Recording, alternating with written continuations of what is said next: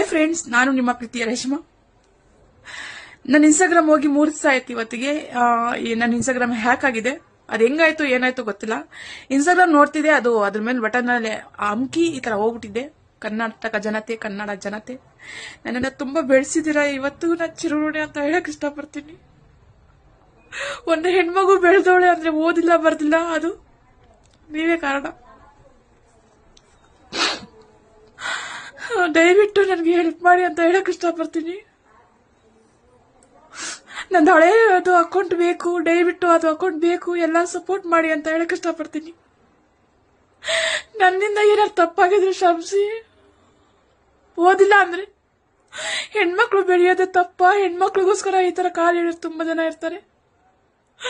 ಯಾಕಾಗಿದೆ ಅಂದ್ರೆ ಏನಾದಂತ ಗೊತ್ತಿಲ್ಲ. ಇನ್ಸ್ಟಾಗ್ರಾಮೇ ಇಲ್ಲ ನಂದು. ದಯವಿಟ್ಟು ಎಲ್ಲರೂ ಸಪೋರ್ಟ್ ಮಾಡಿ ಅಂತ ಹೇಳಕ್ ಇಷ್ಟಪಡ್ತೀನಿ. ಹಾಯ್ ಫ್ರೆಂಡ್ಸ್, ನಾನು ನಿಮ್ಮ ಪ್ರೀತಿಯ ರೇಷ್ಮಾ. ನನ್ನ ಇನ್ಸ್ಟಾಗ್ರಾಮ್ ಹೋಗಿ 3 ದಿವಸ ಆಯ್ತು. ಇವತ್ತಿಗೆ ನನ್ನ ಇನ್ಸ್ಟಾಗ್ರಾಮ್ ಹ್ಯಾಕ್ ಆಗಿದೆ. ಅದು ಹೆಂಗಾಯ್ತು ಏನಾಯ್ತು ಗೊತ್ತಿಲ್ಲ. ಇನ್ಸ್ಟಾಗ್ರಾಮ್ ನೋಡ್ತಿದ್ದೆ, ಅದು ಅದ್ರ ಮೇಲೆ ಬಟನ್ ಅಲ್ಲಿ ಅಮ್ಕಿ ಈ ತರ ಹೋಗ್ಬಿಟ್ಟಿದೆ.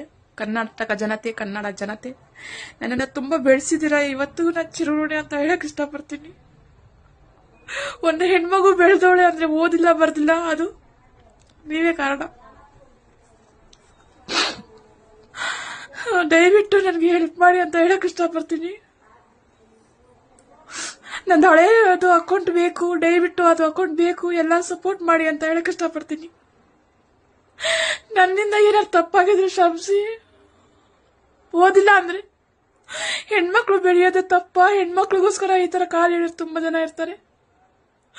ಯಾಕಾಗಿದೆ ಅಂದ್ರೆ ಏನಾದಂತ ಗೊತ್ತಿಲ್ಲ. ಇನ್ಸ್ಟಾಗ್ರಾಮೇ ಇಲ್ಲ ನಂದು. ದಯವಿಟ್ಟು ಎಲ್ಲರೂ ಸಪೋರ್ಟ್ ಮಾಡಿ ಅಂತ ಹೇಳಕ್ ಇಷ್ಟಪಡ್ತೀನಿ.